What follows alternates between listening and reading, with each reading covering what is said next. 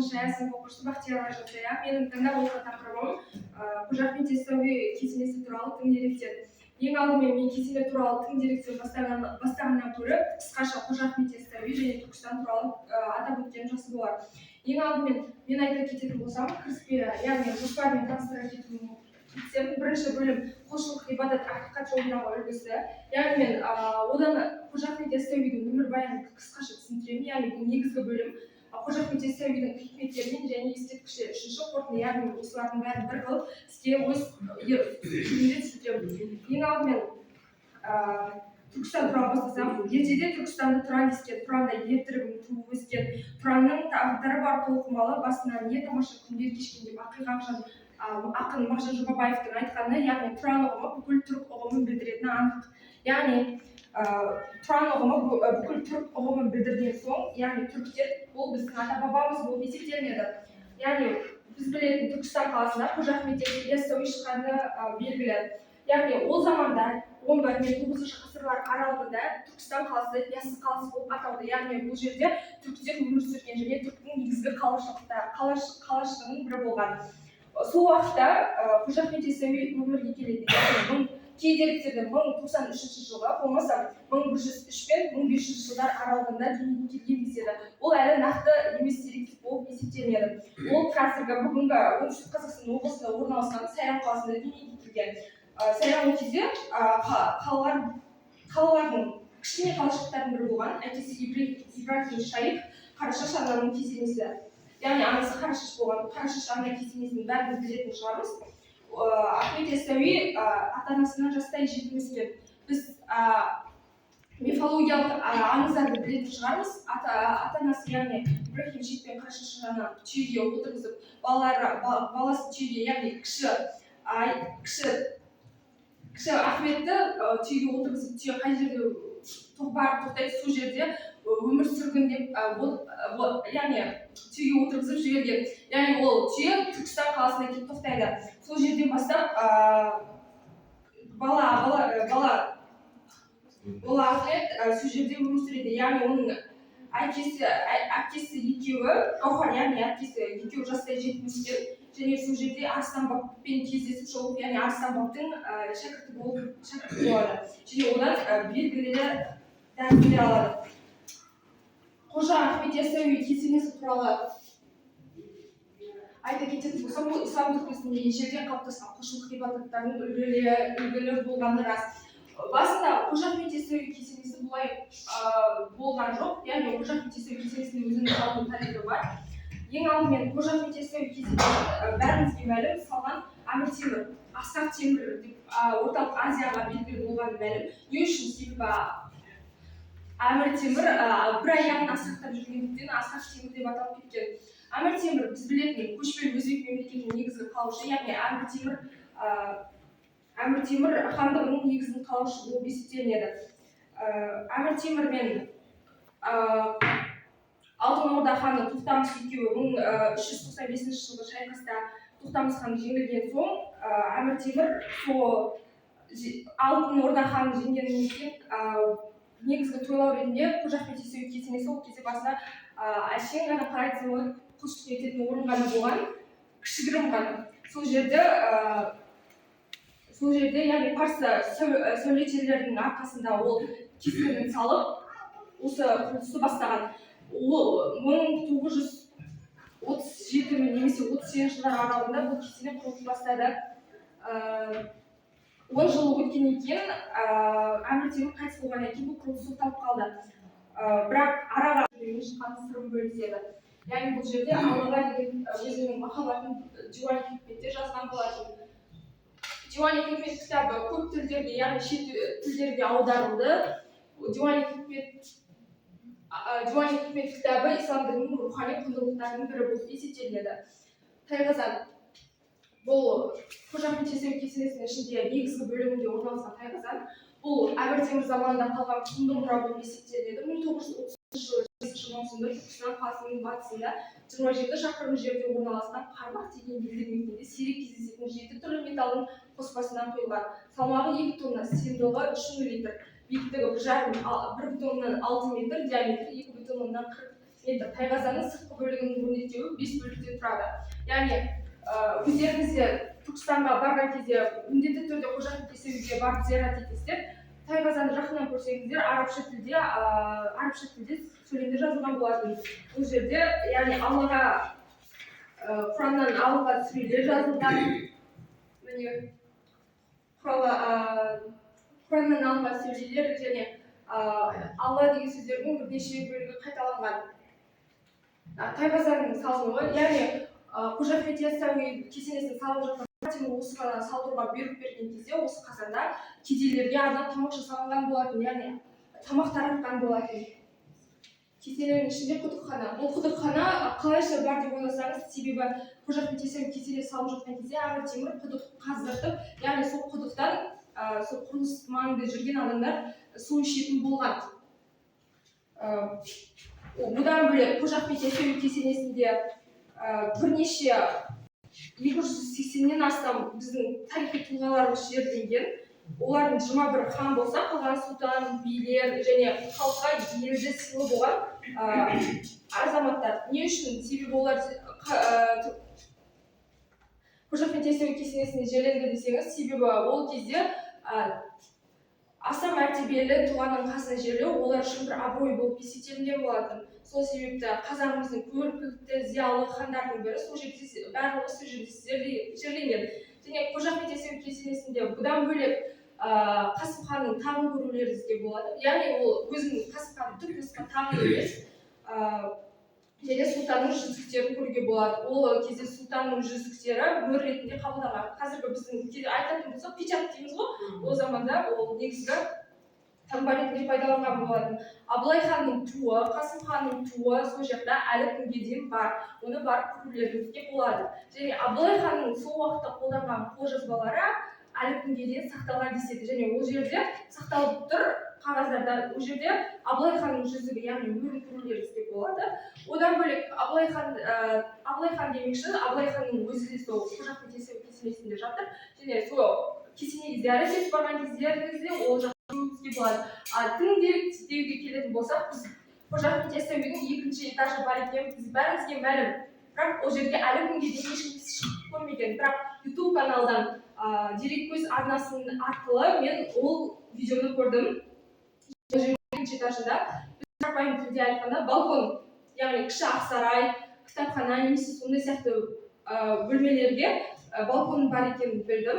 Және ол жақта басында Қоқан хандығы кезінде кесене қақпа ретінде қолданғанын және ол жерде қайтаға өңдеу жұмыстарын өткізілгенін және ол жақта толық солтүстік бөлігі, яғни кесененің солтүстігі толық біткені туралы мен ол жақтан мәліметтер алдым. Және өзім де барып ол жақты көрген болатын, бірақ өкінішке орай телефон памяты тоқығандықтан өшіп кеткен болатын.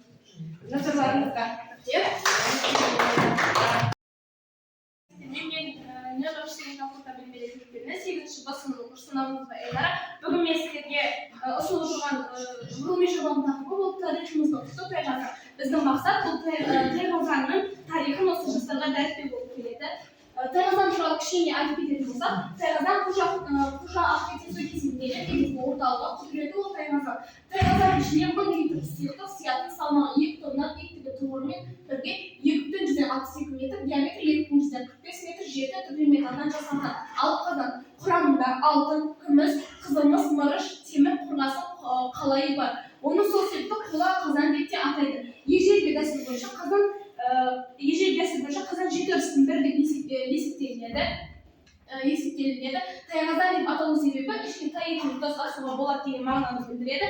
Және де құрамы 7 дәннен тұратын наурыз көже осындай қызында әзірленіп жұртшылыққа таратылған. Оның мәні елдің бірлік, ниет, тілек, мереке үмітін білдірген. Қысқаша тарихы Тайғазан Түркістандағы Қожа Ахмет Яссауи кесенесіндегі 6 ғасырдың тарихы бар қасиетті алтын қазан. Бұл қазан әйгілі қолбасшы Әмір Темірдің тапсырмасымен 1399 жылы 25 маусымда Түркістан қаласының батысында 27 шақырым жердегі Қарнан елді мекенінде құйылған ирандық шебер Әбділәзиз Шарафидің тербиесі жасаған. Қазан сыртындағы араб тіліндегі суд және куфи қолданбалармен жазылған 3 қатар жазудың бірісінде оны Қожа Ахмет Яссауи кесенесіне арналып жасалғаны туралы айтылады. 1935 жылы Тайғазанды Санкт-Петербургтегі атақты музей Эрмитажға Иран жіберген 3-ші халықаралық конференциясында алып кетеді. Жарты ғасырдан астам уақыт сонда тұрып, 1989 жылы 18 қыркүйекте ғана Түркістанға қайтарылады. Тайғазанның екінші қатарындағы жазушылары қазақ тілінің мамасы ол Асабай Аланың Бақытқұлы, ұста Абділәзиз Ибан Шариф Табризи жасады деп айтылған, және де ол жерде құтты болсын деген арабша жазулар да болды. Осы Тайғазанның сыртқы бөлімі 5 бөліктен тұрады. Біріншісі жоғары бөлігінде қазанды айналып сөз қолданбасымен Құран кірмайтын үзінді жазу, бұл пайғамбар хадисіне жалғасады. Одан соң қазанның кімге арнап жасалғаны аяқталған жылы берілген. Осы жерде Тайғазан тарихи еншісіндегі үлкен ескерткіш, 6 ғасырлық тарихы арқалаған осы құндылық туралы бүгінгі ұрпақ біліп жүргізу өте қызықты деп бар. Мен сізге осылардың бір аңыз айта кететін болсам, осы аңызды барлықтарыңыз білетін шығарсыз. Тайғазанды алғаш көтерген Әз-Хайдар Хаббас туралы барлығыңыз білетін шығарсыз. Осы кезде Тайғазанды бір қарсы жерде көтергенге атақпен бір ел жылқы беріледі. Ал егер оны көтере алмаса, немесе бұзып сындырып алса, оның айыбын өлім жазасымен немесе 20 жылғы өтеумен алған болады. Тайғазан баян сырқылып, айтып келген Тайғазан, 54 жыл қыдырып, қайтып келген Тайғазан, Әмір Темір кезінде сыйға тартқан Тайғазан, таусылмайтын несібе, ғибаратқа Тайғазан, алт дегенде ағайын, ағам қысыла Тайғазан тапылғайын деп Нұрмахан Назарбаев жырлағандай, осы Тайғазанда өте қызық деректер бар. Жаңағы айтып өткендей, оны ең алғаш көтерген Әз-Хайдар Хаббас, одан кейін 16 палуан да осы сыннан сүрінбей өткен. Сосын 18 жыл болып оны көтерген Әз-Қарап Алатауы батыр. Ол 16 ғасыр мен 17 ғасырдың 40 жылдар аралығында өмір сүрген Алатау батыр. Ол осы Тайғазанды көтергенде Тайғазанды 13 рет көтерген. Сол осы қатарған шағында былай айтқан, 40 рет ханды қырғынға кірдім, Тайғазанға 13 рет барып, 13 рет қарсы көтердім деген. Осы Тайғазаннан көтерген атақты ер жылқыны кедей-кепшікке таратты десек те болады. Осы жерде Тайғазанның салынуын көре аласыздар. Жаңа мен айтып өткендей, Тайғазанды Санкт-Петербургқа алып кеттік қой. Соны осы Тайғазанды Ұлтжан Өгізбек Али Жәнібек кеңестік идеологияның тәржірибесіне қарамастан қайтаруға күш салды десек те болады. Ол кезде кесененің салт салтанаты болған атақты Тайғазанның орны бос тұрған еді. Араға 54 жыл технологиялық жаңалықтардың тікелей қатысы бар екенін де айғақтайды. Бұл жәдігерлер ұлы даланың жаһандық тарихтағы орнын тым көзқараспен қарауға мүмкіндік береді. Бүгінгі ұрпақтың тарихымыздың тым көзбен қарауына бабалардың мұрасы терең танитынына мүмкіндік жасайды. Осылайша менің ғылыми жобам арқылы мен осы Тайғазанның тарихын қалай жасалған туралы ұсыныстарға дәлелдегім келді. Қой тесінде өсетілді, күзбет қылшық, қойдан басқа да жүн беретін малдар болғанмен олардың алынатын өнім қой жүніне салыстырғанда өте аз түседі. Төрт түлікте алынатын бүкіл өнімнің 80-90% қойдан алады. Өндірілетін барлық жүн өнімнің 15% ғана түйе, ешкі, жылқы түлігінің үлесіне тиеді. Ең алғашқы киіз мүлік пайғамбар кемесінде пайда болды деген аңыз бар. Аңыз бойынша кемедегі қойлар бір-біріне үйкелген кезде жүндері кеменің етегіне түседі. Дымқылданып дым қойып тұяқтармен әбден ақталған жүн киізге айналады. Киіз басу өнері Қазақстан, Орталық Азия, Кавказ ұлттарында жақсы дамыған. Қазақ даласында киіз басу өнері жоғарғы дәрежеде жетті. Жүн, қой, ешкі, түйе және тағы да басқа жануарлардың түгі жеңіл өнеркәсіптің құнды шикізаты.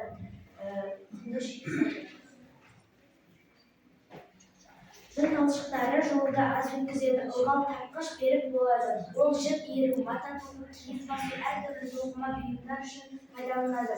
Қой жүні басқа мал түрлерінің жүніне өзінің мынадай қасиеттеріне ерекшеленеді. Бірінші, қой жүні меніңше мықтылығының өзінің жіңішкелігі мен темірдің беріктігімен салыстыруға болады. Жіңішкелігі дәл осындай заттардың бәрінен қой жүні жеңіл. Екінші, қой жүні жылуды жақсы сақтайды. Қой жүні созылғыш болғандықтан қой жүнінен жасалған киімдер, тоқыма, алаша, дорба, сумен қолданып еленбейтіні соған байланысты. Үшінші, қой жүні бояуды жақсы сіңіреді. Ұзақ уақыт бойы бояуын жоғалтпайды. Төртінші, жүннің талшығы иілгіш, созылғыш, серпімді келеді. Бесінші, жүннің шуды және тербелістерді төмендететін қасиеті бар. Алтыншы, күн көзінің сәулесін өткізетін ерекшелігі бар. Киіз жасау тәсілдері. Киіз жасаудың екі техникалық тәсілдері бар. Бірінші әдіс дымқылдап басу, екінші әдіс құрғақ әдіспен басу. Бұл әдіс кейіннен пайда болды. Жазылған жүнді арнайы инелердің көмегімен тығыздау бұрышты нөмір 36-38-40 қолданылады. Қауіпсіздік ережелері. Инені арнайы терегішке қадау, қайшыны ұшымен бермеу, жүн басу кезінде алаңдамау, инеге мұқият қарап отыру, инені сындырып алмау үшін үнемі тігінен ұстау, инені дымқыл жүнге қолданбау. Сондай-ақ құрғақ басуды кемде фенс әдерлеу деп те аталады. Эскизді матаның немесе фендердің бетіне салуға болады.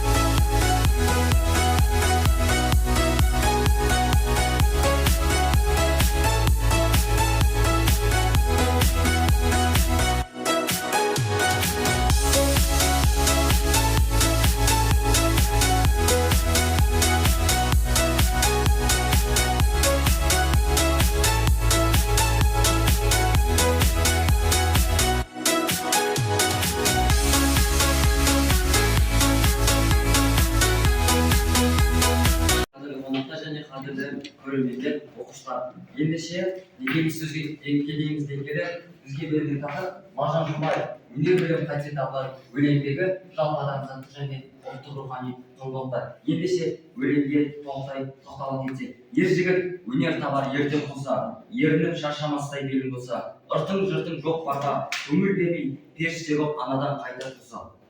Жақын туған бауыр деп айналмаса, қатын сатын дегенге байланбаса, танытпай, дамыл алмай ертеде кеш, ізденсе кідірмесе жайланбаса, дүниенің қайғысынан зарланбаса, көз қысып күлгеніне алданбаса, қақ жары қараңғылды, тура бөліп айтылған сөз жайынан жалғанбаса.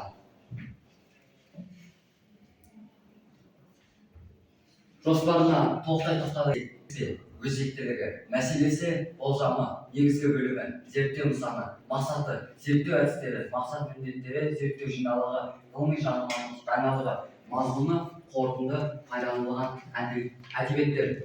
Өзектілігіне тоқтала кетсек, құндылықтарды салыстыра отырып, айқындап алу, және де бүгінгі таңда мәселелерді шешуде өте өзекті болып табылады. Сондықтан қазақ халқының рухани жан-жақты дамуына, ұлттық болмысқа өз шығармаларымен зор үлес қосқан ақын Мағжан Жұмабаевтың туындыларын зерттеп, көркемсөз үлгілерін талдап, таразылап, анықтау қазіргі кезде өзекті мәселе екендігі сөзсіз. Мәселесі ұлттық болмыс, ұлттық қадір-қасиет, ол сатылмайтын байлық. Біз үшін сатылмайтын байлық тіліміз, дініміз, ұлтымыз, отанымыз. Бұл байлықтар біз үшін бәрінен де жоғары болып табылады. Өкінішке орай бәрі оны бағалай бермейтіні жүрегімізге батады. Ана тілінде сөйлейтіндерден көрі шүртілеп сөйлейтін жастар өте көп. Дінін сатып, басқа діни көшкендер де жеткілікті. Мәселені шешудің болжамы, егер Мағжан Жұмабаевтың өнер білім қасиет абылар өлең жастарға насихаттасақ, олардың бойындағы ұлттық рухани құндылықтарды қалыптасады. Зерттеудің мақсаты мен міндеттері. Мағжан Жұмабаевтың өнер білім қасиет абылар өлеңін зерттеу, саралау, кестелі түрде өлең өрнегіне толы ақын туындысына талдау жасау ақылды ұрпағына паш ету болып табылады. Бұл мақсатқа жету үшін мынандай міндеттер қойылды. Ұлттық болмыс, мінез, рух туралы ой көпшілау, қазақстандықтардың құндылық ұстанымдарын басым бағдарламаларын әлеуметтік сауалнама арқылы анықтау, туындыдағы этномәдениетті аралық экстремалды айқындау, оларды жіктеп көрсету, троп айқындау, айшықтау түрлеріне талдау жасау. Зерттеудің жаңалығы. Мағжан Жұмабаев өлеңдегі түсініктер мен пайымдауларды талдау нәтижесінде ұлттық сана көрінісі. Бүгінгі күні аса өзекті болып табылатын ұлттық идея, ұлттық бірегейлік сынды өзекті мәселелердегі шешудегі рөлі. Өнер білім қасиеті алар өлең арқылы қазақтардың дәстүрлі тарихи құндылықтарының қоғамдық рухани театрының құрылымында үйлесімді өзінің орнын табуына болатындағы дәйекті дәлелдемелермен нақтыланды. Қазақстандықтардың құндылықтық әлемі мен қазақ мәдениетіне тигізген әсері дәстүр негізінде де әлеуметтанулық зерттеулермен жолмен бағытталды. Ол жастарға үлкен үмітпен қарайды. Жастарды рухани қалыптасқан қалыпта көргісі келеді. Жастардың бойынан белін буып еңбектенуді, анадан жаңа туғандай жаңа таза жүрек пен сүйкімді мінезді, білімге деген шексіз ынтаны іздейді. Соған шақырады, шабыттана жырлайды. Өнер білім қайтса табылар деп асқақтай сөйлейді. Жаңағы өлеңге тоқталып кетсек, ақынның өнер білім қайтса табылар өлеңдегі нақты құндылықтар ұлттық болмыс, мінез, рух, сана көрінісі. Білімсіз қатқан жанды тас деп білсе, өнер білім қарны ашқа ас деп білсе, білімге құштарлы ер жігіт өнер табар ерте құса, ерініп шаршамастай белгісі еліміз еңбекшілдікке баулиды. Көркемдегіш құралды, метафора, дүниенің көз қысып көргеніне алдану, бейнеттің мұнарланып шөл даласы, білімсіз қатқан жансыз тас, өнер білім қарны ашқа тас, дүниенің теңізі. Тұрақты тіркестер, ат тонын ала қашу, белін бұзса, көңілін бермеу, жел беру, қара қылды қақ жару, құлақ тігу, мойын бұру, көз салу. Эпитет, көзі ашық адам, көңілі ашық жан. Қорытындылай нақтылай кетсек, жаһандану тек тарихтың адамдық өлшемімен ғана емес, сонымен бірге адам оны тарихта қайта өзгертіп, табиғатқа енгізетін өлшем болып табылады. Мағжан жүрегіндегі халқына деген махаббат оның поэзиясындағы ерекше орын алады. Соның жарқын бір мысалы өнер білім қасиеті табылар деп аталатын өлеңі. Қазіргі жаһандану заманында жалпы адамзаттық құндылықтар бүгінгі күннің өзекті мәселесі болып отыр. Қазіргі жастардың, оның ішінде қазақстандық жастардың белсенділігі, идеологиялық құндылықтардың қалыптасуы мен мәдени әлеуметтік саясатының көкейкесті міндетіне айтылып отыр. Барлық жандар сенімен дос болсын. Сондықтан маған біздің бойымызда сондай қалыптасу керек, жақсыны тағы шыңдау керек. Жақсы тақырып қой, өте құндылық туралы жастарға айтылған, және сана туралы да айтылды. Ұлттық сана дейді. Санаға не айтар едім? Сананы қалай түсінеміз?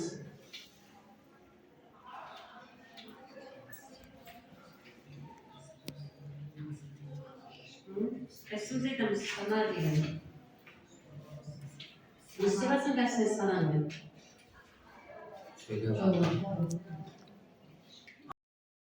Самастава сайлық система біліммен ашып көрсететін тақырыбым қияр және оның пайдасы. Қиярдың пайдасы бізге аналарымызға бет түріндегі әжімін қиярды маскасы істеп көрсетеміз.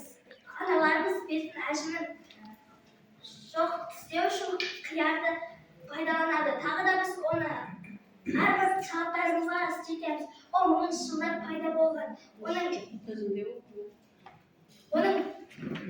бізге пайдасы. Оның әлеуметтік свежий санамызға қолданып келеміз. Бөлмедегі бірінші бөлмеде. Гүлдер. Қаншаның бірге шықты, екінші қараңғы. 15 күнге шықты ма? Соны бақыладың ғой, Жобамның тақырыбы зерттеуге сауалнамаға 14 оқушы қатынасты. Олардан 86% оқушы қанты көп тұтынатынын байқадым. Қорыта келгенде тәулігіне көптеген аурулар алып келеді. Түрлі аллергияларға, созылмалы шаршау синдромы, антибиотиктерге жүгінеді. 2 жас пен 18 жасқа дейінгі балалар 25 грамм қант тұтыну керек. Ал біз одан 2-3 есе қантты көп тұтынатынды байқадым. Сондықтан салауатты өмір салтын ұстануды және дұрыс тамақтану керектігіне және адамдарға қантты аз мөлшер тұтыну керектігіне кеңес беремін.